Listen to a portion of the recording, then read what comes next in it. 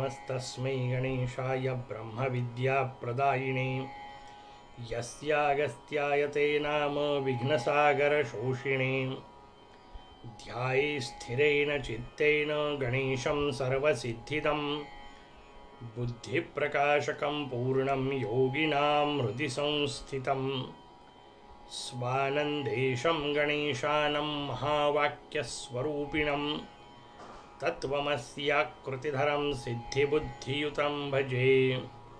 जय गजानन. आपण अथर्व होण्याची प्रक्रिया पाहतोय. त्यासाठी मोरयाला शरण जातोय. आतल्या मोरयाला जाणून घेतोय. त्वमेव केवलम कर्तासी, त्वमेव केवलम हर्तासी, त्वमेव केवलम धर्तासी इत्यादी स्वरूपात आपण त्याला समजून घेतलं. हे सगळं समजून घेतल्यानंतर मोरयाला प्रार्थना केली, अवत्वम माम, तू मला सांभाळ, तू मला वाचव. कशापासून वाचव? मला अथर्व होण्याच्या मध्ये येणाऱ्या सगळ्या अडचणींपासून वाचव. मी तुझ्या चरणाकडे निघालेलो आहे. त्या प्रवासामध्ये येणाऱ्या सगळ्या अडथळ्यांपासून मला वाचव. मला तुझ्यापर्यंत पोहोचण्यासाठी जी जी काही संबंधित समस्या येतील त्यापासून वाचव. माझ्या अथर्वतेच्या मध्ये येणाऱ्या, मला पशुत्वाकडे नेणाऱ्या ज्या गोष्टी आहेत त्याच्यापासून मला वाचव. आता पुढची प्रार्थना करतायत भगवान गणकाचार्य स्वामी महाराज. आपल्याला समोर म्हणतायत अवत्वम माम म्हटलं, पुढची विक्षटक सादर केलं. अववक्तारम, अवश्रोतारम, अवदातारम, अवधातारम, अवानुचानम, अवशिष्यम. 6 पद्धतीने वर्णन केलं. 3-3चे 2 गट आहेत, लक्षात घ्या. अववक्तारम, त्यानंतर अवश्रोतारम दुसऱ्या गटात, अवदातारम, अवधातारम दुसऱ्या गटात, अवानुचानम, अवशिष्यम दुसऱ्या गटात. 3-3चे 2 गट सांगितले. नुसते गट नाही आहेत, विकासाची एक रचना आपल्या समोर केली आहे. आंतरविकास आहे अथर्वशीर्ष, हे आपण समजून घेतोय. जो वक्ता आहे तो दाता झाला पाहिजे, जो दाता आहे तो अनुचान झाला पाहिजे. दुसऱ्या बाजूला वर्णन केलं, जो श्रोता आहे तो धाता झाला पाहिजे, जो धाता आहे तो शिष्य झाला पाहिजे. एक एक विकासाचा क्रम आपल्याला सांगितला. श्रोता असलो पाहिजे. आपण पहिल्यांदा तिथून सुरुवात केली. तुम्हाला आधी वक्ता नाही आहे का? त्याचं उत्तर आहे ते श्रीगुरूंचं वर्णन आहे. श्रीगुरू वक्ता, दाता, अनुचान असले पाहिजे. त्यांच्याही विकासाची रचना सांगितली. अर्थात ते विकसितच असतात, पण ती रचना सांगितली आपल्या स्तराचा हिशोब करून.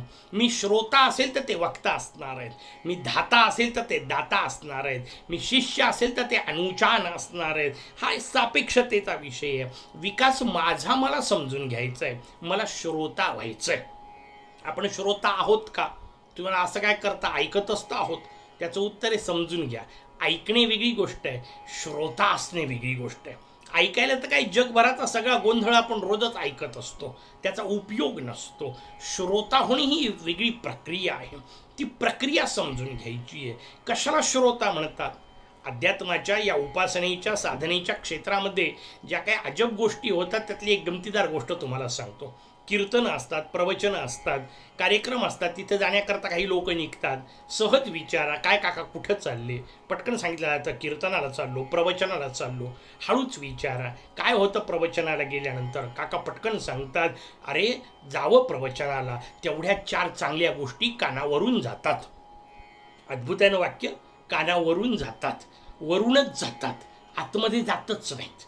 उपयोगाच्या नाही आहेत, लक्षात घ्या. कानावरून जायचं नाही आहे, कानात गेलं पाहिजे. कानात गेलेलं हृदयात उतरलं पाहिजे. हृदयात उतरलेलं रक्तात भिनलं पाहिजे, आणि रक्तात भिनलेलं आचरणात आलं पाहिजे, तर ऐकलं. नाही तर केवळ शब्दांचे खेळ झाले. ती लहानपणी म्हण पाठ केली होती तसं होतं, नळी फुंकली सोनारी, इकडून तिकडे गेले वारे, हाती काहीच राहिलं नाही. अशी रचना नसली पाहिजे. ऐकणे शब्दाचा अर्थ आचरण. समजा मी आत्ता तुम्हाला वाक्य सांगितलं, रोज सकाळी 5 वाजता उठावं, ऐकलं? त्याचं उत्तर आहे आत्ता नाही म्हणता येणार. जर उद्या सकाळी 5 वाजता उठले तर ऐकलं. नाही तर केवळ शब्दांचा खेळ झाला. शब्दांचा खेळ नाही अपेक्षित, कारण त्यातून परिवर्तन होणार नाही आहे, त्यातून मानसिकता उन्नत होणार नाही आहे, माझा विकास होणार नाही आहे. आणि विकास करून घ्यायचा असेल तर पहिल्यांदा मला श्रोता व्हावं लागेल. मला ऐकायचं आहे, माझ्यासाठी ऐकायचं आहे. कायम लक्षात ठेवा, शास्त्र थेट तुम्हाला काहीच सांगणार नाहीये. कुठल्याही ग्रंथामध्ये कुठल्याही पुराणामध्ये थेट तुम्हाला काही सांगितलेलं नसतं. पुराणांची रचना ही अन्योक्तीसारखी असते. अन्योक्ती याचा अर्थ कोणाला तरी उद्देशून, ते तुम्हाला काहीच म्हणत नाही. रामायण चालू असेल ते रावणाला शिव्या देतील, जे काय द्यायचे ते. तुम्ही आहात का तुम्ही स्वतःला तपासा. महाभारत चालू असेल ते धृतराष्ट्राला वाईट म्हणतील, तुमच्यात बसलाय का ते तुम्ही पाहायचं. आपल्यातला हा धृतराष्ट्र, आपल्यातला हा रावण पहिले समजून घ्यावा लागेल, तेव्हा कृष्णत्वाच्या रामत्वाच्या दृष्टीने प्रकार आपला प्रवास होणार आहे. हा भाव आपल्याला समजून घ्यायचा आहे. मला आतमधली रचना समजून घ्यायची आहे. स्तोत्र, श्लोक, अष्टक, कथा माझ्यासाठी हे कळलं पाहिजे, नाही तर मोठी गडबड होते. मी म्हटलं तसं हे अन्योक्तीसारखं आहे. अन्योक्ती समजली नाही तर पंचायत होते. वर्गात मी अन्योक्ती शिकवतो, मुलांना शिकवली गर्दभान्योक्ती, गाढवाला उद्देशून सुभाषित केलेलं असतं. मी मुलांची गंमत करतो, म्हटलं मुलांनो काय आहे हे. मुलं म्हणाली गर्दभान्योक्ती. म्हटलं कोणाला उद्देशून सुभाषित लिहिलं. मुलं म्हणाले गाढवाला उद्देशून सुभाषित लिहिलं. म्हटलं गाढवाला सुभाषित कळतं का. मुलं म्हणाले नाही. म्हटलं तुम्हाला कळलं का. आता हो म्हणणं भाग आहे, लक्षात घ्या. कारण गाढवाला सुभाषित कळत नाही, पण लक्षात घ्या गाढवाला सुभाषित कळत नाही हे सुभाषितकारांना कळतं की नाही. हो, मग तरी त्यांनी सांगितलं ना. कोणाकरता सांगितलं, गाढवाकरता नाहीच सांगितलं. जे दिसायला माणसं आहेत पण वागायला गाढवं आहेत ना, सुभाषित त्यांच्यासाठी असतं. आपल्यातल्या अवगुणांना ते सांगतात, पण थेट उपदेश केला तर तो उपदेश विचित्र वाटतो, तो आपल्याला नकोसा वाटतो. म्हणून अशी मस्त रंजक रचना असते. अन्योक्ती पद्धतीने सांगितलेलं असतं, पण जे जे काय सांगितलंय ते माझ्यासाठी हे पहिल्यांदा मला कळलं पाहिजे, तरच माझ्यात परिवर्तन होणार आहे. पिंडी ते ब्रह्मांडी हा नियम आपण पाहिला. जे काय सांगितलंय ते माझ्यात मला शोधायचंय, आतमध्ये उतरायचंय. माझा श्रोता पहिल्यांदा झालो पाहिजे. मला ऐकायचंय, माझ्यासाठी ऐकायचंय. ही दुसरी अडचण लक्षात घ्या. असंख्य लोक ऐकायला जातात पण एक विचित्र पंचायत करतात. प्रवचनाला जाऊन बसतात, कीर्तनाला जाऊन बसतात, कथेला जाऊन बसतात. कथाकार काहीतरी सांगत असतात, व्यासपीठावरून वेगवेगळ्या गोष्टी सांगितल्या जातात. खाली बसलेले लोक स्वतः बसल्या बसल्या एखाद्या पोस्टमॅन सारखे सगळ्या गोष्टी इकडे तिकडे वाटत राहतात. हे काकाला लागू पडतं, हे मामाला लागू पडतं, हे आत्याच्या कामाचं आहे, हे मावशीसाठी सांगितलंय, हे ताईला, हे आईला, हे बाबांना, सगळ्यांना हा सगळं वाटून टाकतो आणि उठताना आसन झटकून उठतो. बरं झालं आपल्याला काहीच नाही सांगितलं. काय कामाचं असं ऐकणं. तासनतास ऐकाल, केवळ सात्विक करमणूक होईल. सात्विक करमणूक नाही करायची आहे, स्वतःचा विकास करायचा आहे, चिंतन करायचं आहे, मनन करायचं आहे, निधिध्यासनापर्यंत पोहोचायचं आहे. मग ही रचना आपल्याला कळली पाहिजे. पहिल्यांदा हे सूत्र कळलं पाहिजे, सगळं माझ्यासाठी आहे. मग सगळं माझ्यासाठी असेल तर मी श्रोता असलो पाहिजे. याचा अर्थ मी व्यवस्थित ऐकलं पाहिजे, जे सांगायचे तेच ऐकलं पाहिजे. मला वाटतं ते नाही. आपली अडचण पुन्हा ती असते, लक्षात घ्या. काय होतं, व्यासपीठाहून एखादी गोष्ट सांगितली आणि ती गोष्ट जर तुम्ही करत असाल तर तुम्ही पटकन म्हणता बरोबर आहे ते सांगणेवाले, आम्ही नेहमी असंच करतो, ही गोष्ट बरोबर आहे. आपल्याला आपला अभिमान जागृत होतो, अहंकार जागृत होतो. पण समजा सांगणेवाल्याने अशी एखादी गोष्ट सांगितली जी तुम्ही नाही करत आहे, जी तुम्हाला जमत नाही, पटकन आपली प्रतिक्रिया काय असते, त्यांना काय लागते सांगायला, आमचं आम्हाला माहिती, म्हणजे आम्ही हे करू शकत नाही, हे म्हणून आपण मोकळं होऊन जातो. मला सांगा बदल कसा होईल. हे सगळं मला लावायचंय, माझ्या आतमध्ये मला श्रोता व्हायचंय, स्वतःला समजून घ्यायचंय, इतरांना सांगण्यासाठी नाही, इतरांसोबत बोलण्यासाठी नाही, माझ्या परिवर्तनासाठी समजून घ्यायचंय. आणि मग एकदा असा मी श्रोता झालो, मला ऐकता आलं, याचा अर्थ ते जे सांगतायत ते ऐकता आलं. मला जे पाहिजे ते नाही, आत्ता म्हटलं तसं त्यांनी जे सांगितलं, म्हणजे शास्त्राने जे सांगितलं ते व्यवस्थित एकदा मी ऐकायला सुरुवात केली की मग पुढचा रचनेचा भाग येतो, श्रोत्याचा दाता व्हायला पाहिजे. केव्हा होईल, जेव्हा वक्त्याचा दाता होईल. आता रचना मागची समजून घेऊ. वक्ता असतात, बोलणेवाले बोलतात, खूप सुंदर बोलतात, कमालीचं अप्रतिम असतं, सुंदर गाणे गायल्या जातात, सुंदर शब्दांचे फुलोरे बांधल्या जातात, तासन तास कार्यक्रम होतात. घरी गेल्यानंतर अशा एखाद्या कार्यक्रमाला जाऊन बसलेल्याला विचारा नेमकं काय सांगितलं, तो म्हणतो तेवढं विचारू नको, कार्यक्रम खूप सुंदर झाला. काय कामाचा. सांगता आलं पाहिजे. सांगता केव्हा येईल, जेव्हा समजलेलं असेल. लक्षात घ्या, आपल्याकडे श्रवणम पहिला हिशोब सांगितला, दुसरी भक्ती सांगितली कीर्तनम. ऐकलं चांगलं केव्हा समजाल, जेव्हा तुम्हाला बोलता येईल. जेव्हा ते व्यक्त करता येईल, जेव्हा आतमध्ये शांतपणे बसलेलं असेल ऐकलेलं, तेव्हाच बोलता येतं. नाही तर नुसतीच तपची अवस्था निर्माण होते. आपली आतमधली भूमिका स्वच्छ बसलेली असते, तेव्हाच कीर्तन नावाची गोष्ट होते. श्रवण चांगलं झालं केव्हा समजायचं, जेव्हा कीर्तन करता येईल, बोलता येईल, व्यक्त करता येईल, तेव्हाच समजलं. नाही तर समजलेलंच नाही. स्वतःलाच समजलं नसेल तर इतरांना काय समजावून सांगणार. ही भूमिका समजून घ्या. वक्ते अनेक जण असतात, तासन तास बोलतात. मी आता म्हटलं तसं उपयोगाचं नाहीये नुसतं, तो दाता असला पाहिजे. म्हणजे काय, त्याचं उत्तर आहे त्यातून असं काहीतरी मिळालं पाहिजे की जे ऐकल्यानंतर मला कालपर्यंत माहीत नसलेली माझ्या विकासाची एखादी किल्ली हाती लागेल, मला स्वतःला विकसित करता येईल असं काहीतरी सूत्र मिळालं पाहिजे, मला चिंतनाला काहीतरी मुद्दे मिळाले पाहिजे, तर त्याचा उपयोग आहे. नाही तर नुसतं शाब्दिक खेळ जो आहे तो कामाचा नाही. म्हणून वक्ता असला पाहिजे. वक्त्याच्या पुढे जाऊन शब्द वापरला, वक्ता दाता झाला पाहिजे. अव वक्तारम अव दातारम, तो दाता असला पाहिजे. त्यांनी काहीतरी दिलं पाहिजे. पण काहीतरी याचा अर्थ काहीतरीच नाही, तोही भाव समजून घेतला पाहिजे. काय दिलं पाहिजे. मग तिसरा विकासाचा स्तर वक्त्याच्या बाबतीतला सांगितला, अनुचानम. आता तो अनु म्हणजे मागोमाग, उचान म्हणजे बोलणारा असला पाहिजे. कशाच्या मागोमाग बोलायचंय, कशाच्याही नाही, शास्त्राच्या. कशाच्या मागोमाग बोलायचंय, ग्रंथांच्या, उपनिषदाच्या. आपल्या बाबतीत विचार करता अथर्व शीर्षाच्या. बोलणेवाला काय बोलला पाहिजे, त्याचं उत्तर आहे फक्त अथर्व शीर्षच बोलला पाहिजे. ठीक आहे, उदाहरणाकरता समजून घेण्याकरता वेगवेगळ्या रचना सांगितल्या, काही दृष्टांत सांगितले, काही उपमा सांगितल्या, काही कथा सांगितल्या, पण त्या अथर्व शीर्षाला धरून असल्या पाहिजे. त्यातून अथर्वतेपर्यंत पोहोचण्याचा मार्ग मिळाला पाहिजे. म्हणून अनुचान असला पाहिजे. आणि काय सुंदर रचना आहे, लक्षात घ्या. आपल्याकडे अद्वितीय ग्रंथ आहे भारतीय संस्कृतीचा, भागवत महापुराण. भागवत सांगणाऱ्या ऋषींचं नाव शुकाचार्य आहे. काय सुंदर शब्द आहे, शुक. शुक म्हणजे पोपट. पोपटासारखा गोड असला पाहिजे वक्ता. ऐकत राहावंसं वाटलं पाहिजे, पण नुसतंच ऐकत राहावंसं असं वाटलं पाहिजे असं नाही. पोपट बोलतो. काय बोलतो, जे त्याच्या मालकाने शिकवलं असेल तेच बोलतो. शुकाचार्य बोलतायत. काय बोलतायत, जे भगवान वेदव्यासांनी सांगितलं तेच बोलतायत. म्हणून सगळीकडे असलेला तो संवाद आपल्याला समजून घ्यायचा आहे. सूत बोलतायत. सगळ्या पुराणांमध्ये असलेला संवाद सूत. जसं एका बाजूला शुक सांगितले, ते प्रत्यक्ष चिरंजीव आहेत व्यासांचे. दुसरे सूत सांगितले. सूत हे त्यांचे शिष्य आहेत. शिष्याच्याही दृष्टीने परंपरा पुढे चालते. जशी पुत्रांनी चालते तशी शिष्यानी चालणारी परंपरा. आणि सूत शब्दाचा अर्थ दोन्हीकडे आहे मजेदार. सूत शब्दाचा एक अर्थ सारथी असा असतो, तो श्रोत्यांना, ऐकणेवाल्यांना नेणारा असला पाहिजे भगवंताच्या दिशेने. सूत शब्दाचा दुसरा अर्थ धागा असा असतो. सूत शब्दाचा अर्थ मुलगा असा असतो. रस्व केला की पुन्हा अर्थ बदलणार. मुलगा असला पाहिजे श्री गुरूंचा. सूत म्हणजे सारथी असला पाहिजे, श्रोत्यांना भगवंतापर्यंत नेणारा. आणि सूत म्हणजे धागा असला पाहिजे गुरूंनी सांगितलेल्या वचनाचा.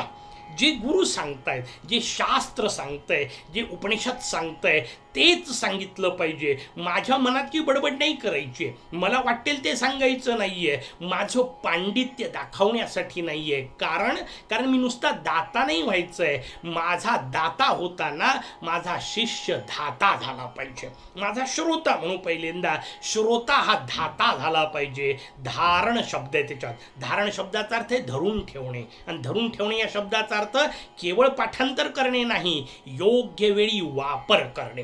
मोठी अडचण असते, लक्षात घ्या. महाभारतामधलं एक अजब पात्र आहे, त्याला कर्ण असं म्हणतात. या कर्णाला एक विचित्र शाप होता. वास्तविक जेवढ्या विद्या अर्जुनाजवळ होत्या तेवढ्याच विद्या कर्णाजवळही होत्या. एक पाशुपतास्त्राचा अपवाद सोडला तर बाकी सगळ्या विद्या कर्णाजवळ होत्या. पण कर्णाची मोठी अडचण होती, कर्णाला शाप होता. कोणता माहितीये? कर्णाला शाप होता, वेळेवर तुला यातलं काहीही आठवणार नाही. किती अजब शाप आहे. काय उपयोग आहे अशा विद्यांचा? कारण ह्या विद्या कोणत्याच कामाच्या नाहीत. जेव्हा तुझ्यावर खरी बिकट परिस्थिती येईल तेव्हा तुला यातलं काहीही कामी पडणार नाही, असा शाप आहे. कोणाला? कर्णाला. 5000 वर्षापूर्वीची एक कथा नुसती नसते ऐकायची, आपल्याला लावून घ्यायचंय ना. सूत्र समजून घ्या आता मजेदार. आपल्याही जवळ कर्ण आहे. कुठं आहे? त्याचं उत्तर हे काय, याला कर्णच म्हणतात. कान म्हणतात मराठीमध्ये, संस्कृतमध्ये त्यालाही कर्ण शब्द आहे. या कर्णाला शाप आहे. कोणता? जे काय ऐकलंय ते वेळेवर तुझ्या कामी पडणार नाही. आहे की नाही परिस्थिती मजेदार? अशीच परिस्थिती आहे, लक्षात घ्या. आपण सगळ्यांनी ऐकलेलं आहे की सगळ्या गोष्टी नश्वर आहेत. आपण सगळ्यांनी ऐकलंय जन्माला आलेला माणूस मरतच असतो. आपण सगळ्यांनी ऐकलंय या विश्वामध्ये परिवर्तन हे घडतच असतं. पण मला सांगा, एखाद्याच्या घरात एखादा मृत्यू झाला की घरातले सगळे धाय मोकळून रडतात की नाही? या सगळ्यांनी ऐकलं होतं की नाही? हे सगळे कीर्तनाला गेले होते, हे सगळे प्रवचनाला बसले होते, तासन तास ऐकलं होतं. या सगळ्यांना माहिती आहे जन्माला आलेल्या प्रत्येकाला मरावंच लागतं. पण तरी घरात एखादा मृत्यू झाला की यांचा कर्ण जागा होतो आणि यांना शाप मिळतो. जे सगळं ऐकलंय ते तुझ्या काही कामी पडणार नाही. हा रडत असतो. बरं, मोठी अजब रचना आहे, लक्षात घ्या. दोन व्यक्ती आहेत समजा आजूबाजूला, अ आणि ब असं समजू. या अच्या घरी समजा एखादी अशी दुर्घटना घडली, अच्या घरातली एखादी व्यक्ती गेली, तो अ रडत असतो, तो ब त्याच्याकडे येतो, तो त्याला समजावून सांगतो, बाबा रे हे होतच असतं, परिवर्तन जगाचा नियम आहे, प्रत्येकाला मरावंच लागतं, सगळं समजून सांगतो. तो ब त्याला, तो अ ऐकत असतो. त्या अला ऐकण्याशिवाय सध्या पर्याय नाही. त्यांनी सगळं ऐकलं, बनी सगळं समजावून सांगितलं. काही दिवस जातात, बच्या घरी एखादी दुर्घटना घडते. आता मला सांगा, ज्या बनी अला सगळं समजावून सांगितलं होतं त्याला समजलेलं असायला पाहिजे की नाही? पण आता तो रडत असतो आणि गमतीची गोष्ट, काल रडणारा अ त्याला समजावून सांगत असतो, बाबा रे असं होतच असतं, सगळे मरतच असतात. काय अद्भुत खेळ आहे, मोठी मजेदार रचना आहे, लक्षात घ्या. याचा अर्थ आपण जे काय ऐकलंय ते आपण दुसऱ्यांनाच सांगतोय. आपल्याला स्वतःला कुठं समजलंय, आपल्या आतमध्ये कुठं उतरलंय, आपल्याला कुठे कळलंय, आपल्याला कळलं पाहिजे. माझा श्रोता धाता झाला पाहिजे. याचा अर्थ जेव्हा बिकट परिस्थिती माझ्यावर येईल तेव्हा ते ज्ञान मला कामी आलं पाहिजे. जेव्हा विपरीत परिस्थिती माझ्या समोर येईल तेव्हा उपाय रूपात ते ज्ञान असलं पाहिजे. आणि बिकट परिस्थिती कोणती आहे? थर्वता हीच बिकट परिस्थिती आहे. त्या थर्वतेला सामोरं जाताना मला अथर्व शीर्ष आठवलं पाहिजे. म्हणजे मग मी धाता झालो, मी ते स्मरण राहिलं पाहिजे, सतत अंतरंगी असलं पाहिजे. केव्हा आठवेल? त्याचं उत्तर जेव्हा सतत त्याचं चिंतन करत राहिलं, मग आपोआप तेच आतून येणार आहे. कायम लक्षात घ्या, आतून आलं पाहिजे. आणि काय सुंदर रचना आहे तुमच्या माझ्या शास्त्राने. ज्या शास्त्राच्या भरोशावर आपण गणपत्य संप्रदाय सगळा तत्वज्ञान मांडतो त्या ग्रंथाला मुद्गल पुराण असं म्हणतात. काय सुंदर शब्द आहे, मुद्गल. मुद शब्दाचा अर्थ आहे आनंद, गल म्हणजे ओसंडून वाहणे. ज्याच्या प्रत्येक कृतीतून आनंद ओसंडून वाहतो त्याला मुद्गल असं म्हणतात. महर्षी मुद्गलांनी सांगितलेलं सूत्र आहे, आतून आनंद आला पाहिजे. येतो का आपल्या? का येत नाही? त्याचं उत्तर आहे, आतमध्ये भरला कुठं आहे. समजून घ्या मजेदार रचना. एखादं पाण्याचं भांडं असतं, धक्का लागतो, पाणी बाहेर येतं. दूध भरलेलं भांडं असतं, धक्का लागतो, दूध बाहेर येतं. एखाद्या तेलाची बरणी असेल, धक्का लागला, तेल बाहेर येतं. थोडंसं चिंतन करा, आपल्याला कोणाचा धक्का लागला, बाहेर काय येतं? आणि मग लक्षात घ्या, जर बाहेर शिव्याच येत असतील तर याचा अर्थ आतमध्ये काय भरलंय हे तपासून घ्यायला नको का? तपासता आलं पाहिजे. धाता आपण होत नाही का? कारण आतमध्ये शिव्याच भरल्या आहेत. त्या आतमधल्या शिव्या काढून टाकावं लागणार आहे. आतमध्ये अथर्व शीर्ष भरावं लागणार आहे. आतमध्ये गजानन गजानन गजानन भरावं लागणार आहे. मग धक्का जरी लागला तरी माझ्या मुखातून गजानन निघालं पाहिजे. सहज जरी बोलायचं काम पडलं तरी मुखातून अथर्व शीर्षाचं निरूपण आलं पाहिजे. ही रचना समजून घ्या. ती रचना व्हायची आहे, धाता व्हायचंय, स्मरणशक्ती व्हायचंय. ती स्मरणशक्ती तेव्हाच होईल जेव्हा मी श्रोता व्यवस्थित असेल, व्यवस्थित ऐकलं असेल तर ते आतमध्ये पक्क बसेल. मग दुसरा हिशोब झाला पाहिजे, श्रोत्याचा धाता झाला पाहिजे. आणि नुसता धाता होऊन उपयोग नाही, तो शिष्य झाला पाहिजे. कारण पंचायत असते, श्रोतृत्वाने एक अहंकार जागृत होऊ शकतो. अहंकाराची मोठी अडचण आहे, लक्षात घ्या. कशानेही येतो. म्हणजे मी 50 वेळा भागवत ऐकलं, मी 50 वेळा मुद्गल पुराण ऐकलं, मी 25 वेळा अथर्व शीर्ष ऐकलं, याचाच अहंकार. किती अजब आहे हा अहंकार. वास्तविक ज्याने अहंकार जायला पाहिजे त्याच गोष्टीचा जर अहंकार होणार असेल तर आता वाचवेल कोण? ती रचना समजून घेतली पाहिजे. का समजा साबणाने डाग लागत असेल, आता काढणार कशाने? तशी रचना ही. अथर्व शीर्ष मी रोज म्हणतो, याचाच अहंकार. अरे बाबा, अहंकार जाण्यासाठी म्हणायचंय. रोज म्हणतो याचा काय अहंकार करतो, पण त्याचा अहंकार होतो. आपल्याला ती रचना व्यवस्थित समजून घेतली पाहिजे. श्रोत्याचा मला धाता व्हायचंय, पण धाता म्हणजे अहंकार नाही धरून ठेवायचा आहे, त्यातलं तत्व धरून ठेवायचं आहे. आणि मग त्या तत्वाला धरून ठेवलं की माझा शिष्य होईल. कारण शिष्याचं मूळ लक्षण आहे शरणागती. मी त्या गुरूंना शरण जाणार आहे, जे मला अनुचान असलेले गुरु आहेत. याचा अर्थ जे शास्त्रानुसार सांगणारे गुरु आहेत त्यांना मी शरण जाणार आहे. त्यांनी सांगितलेल्या शास्त्रानुसार वागणार आहे, म्हणजे मला अथर्व होता येईल. बाकीचा भाग उद्याच्या भागात. तोपर्यंत जय गजानन.